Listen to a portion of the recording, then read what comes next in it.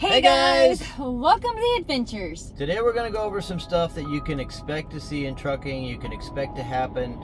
You're going to see accidents, you're going to see things you wish you didn't see. So this adventure that we're talking about is not a good adventure. So we're just going to go over it kind of quickly, and just know that yesterday when it was my driving shift, I come upon an accident and it didn't make any sense other than there was some cars on a shoulder and there was a deceased person laying in the roadway.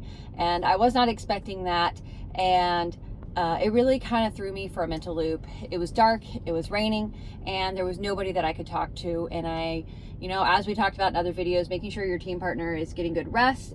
I didn't feel like it was appropriate to get Scott out of bed to handle it. And how do you handle it? And many of you might be solo drivers as well, so you don't have that option. And so for us, we're Christians, and so we believe in prayer and walking in faith and things like that.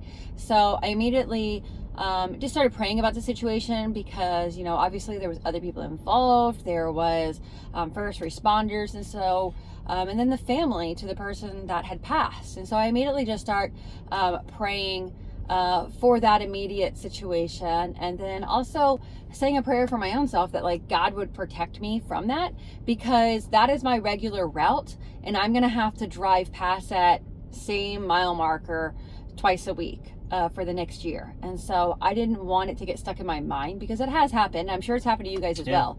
You drive by a mile marker when you see something horrific and you're just like, oh yeah, that's where that thing, that accident happened, or they was at this truck stop and I saw a driver getting pulled out in a body bag, because unfortunately we've seen that too many times as well.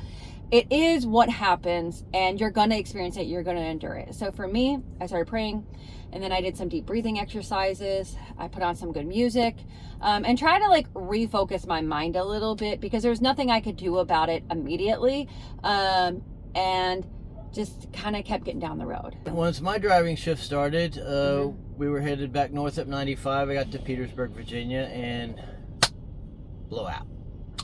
Tire on the dolly blew out, so that was 2.5 hours. So we didn't get back to our destination until 2.5 hours later. Then we get down, we catch back up, we get down here to our meet and turn point for Saturday, and our trailer's still 3 hours away.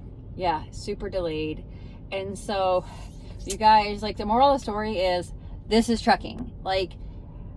You can feel bad for us for enduring it, and maybe you haven't endured it yet, but it's gonna happen. If you've been in trucking long enough, you will endure it. And so how do you handle it best? You can do some of the things that I've mentioned, but also it really goes on the foundation of preloading yourself and preparing best for the trucking lifestyle. And so all of the routine and the rhythm and all of those things, think of it as preloading yourself, so when you experience trucking, then you're going to be better prepared for it. So one, just expecting that you're going to experience these kind of things, and think to yourself, what is going to be my knee-jerk reaction when I do experience them? What is going to be my protocol? For a flat tire, obviously you're going to get breakdown on the phone, and then you have 10 minutes to get your triangles out. So then after you get breakdown and you get that all somebody coming to help you, then you get your triangles out and then come up with whatever your routine and rhythm is. For me, it was time for me to go to bed. Sometimes it's time for us to eat.